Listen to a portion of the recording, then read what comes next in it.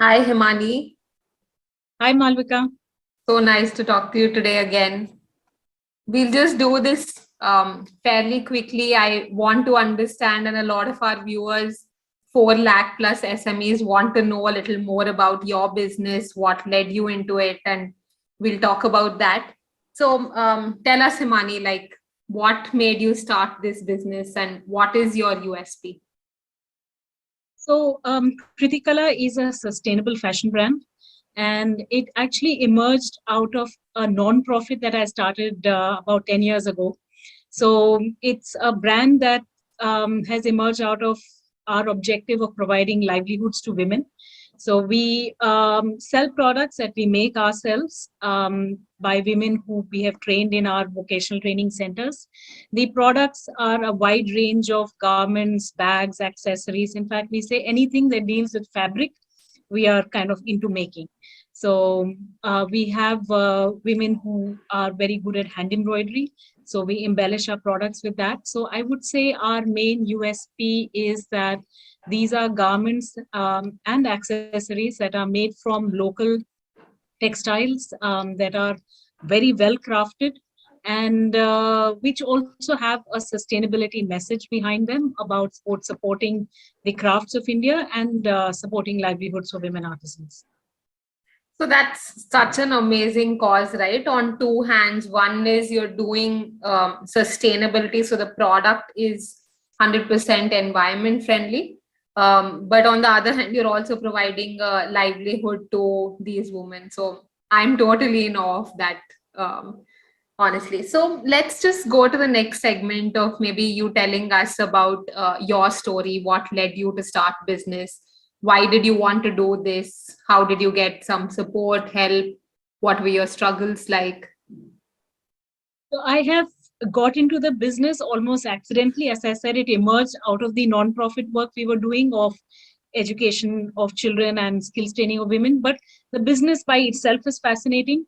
I think it just sucked me in once we started dealing with textiles and embroidery and making beautiful products and designing. I think it's the product and the business itself has sucked me in. So then we started with very simple products, just simple jute bags and home linen, and then we kept adding more range as we saw that our capabilities grew and the market was demanding more things or was willing to kind of try our wider range of products. So it's been a pretty learning intensive journey. So in the sense, like, I did not come from a background of fashion or textiles. So starting with learning about textiles, learning about all the manufacturing behind it, learning where we sell and how we sell these kind of products. It's been a long journey. We sell our products both business to consumer, we sell directly. We also sell business to business. So we take up bulk orders or we supply to shops.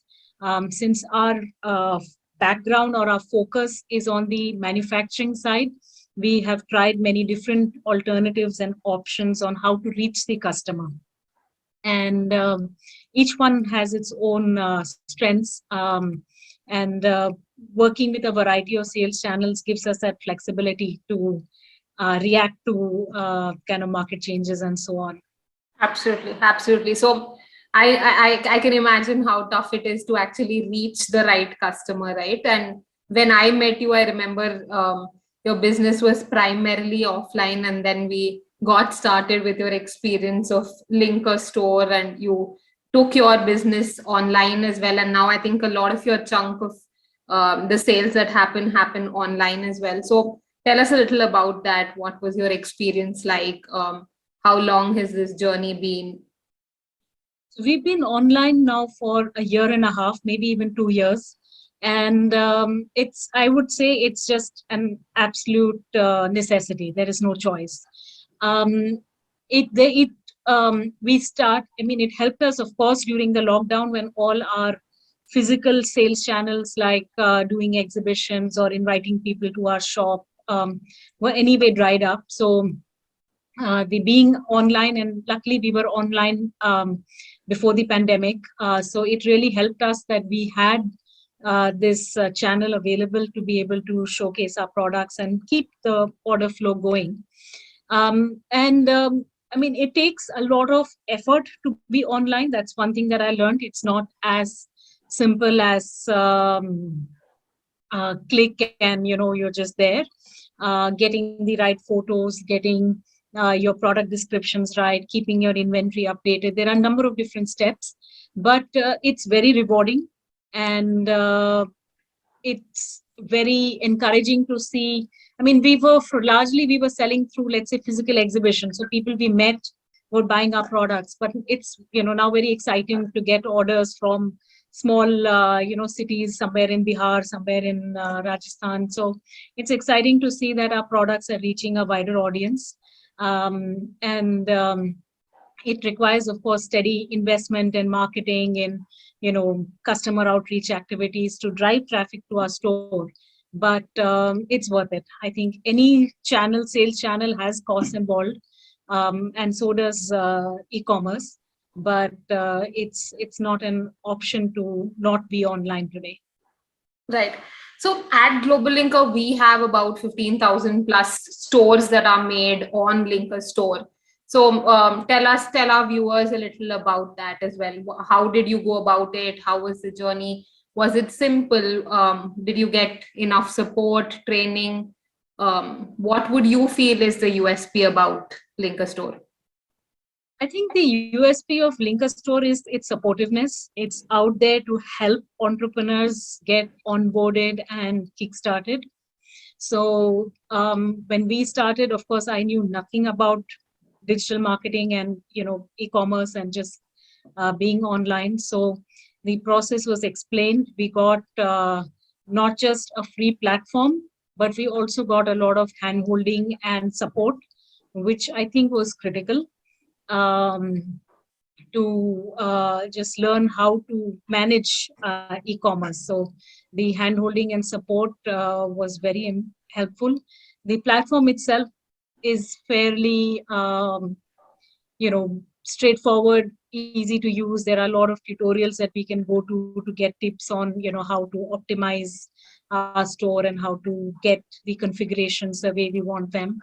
So yeah, I think I would highly recommend it to anybody who wants to, get started on the e-commerce journey.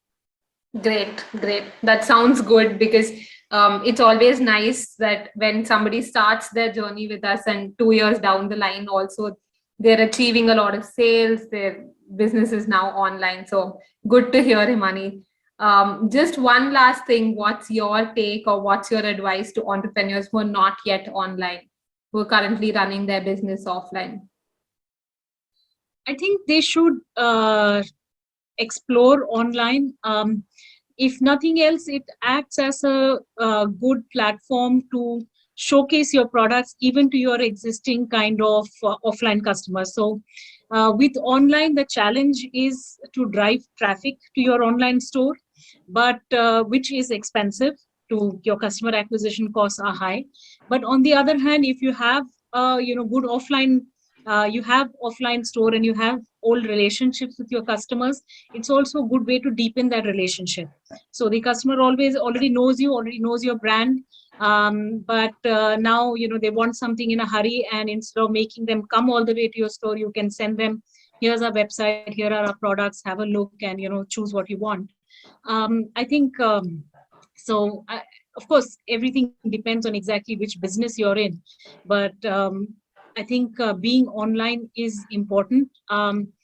And I'm just saying that even if it's not to really grow a B2C business, it's also, you need a place to catalog your products, to have them available for people to browse through. And even if your main primary sales strategy or distribution channel is offline. Absolutely. That makes a lot of sense. Thank you, Himani, for sharing this with all our viewers today. It was really nice to have you. And all the very best to Kritikala and Kriti Trust. Thanks, Malvika. Thanks a lot. And thanks to Linker.store team.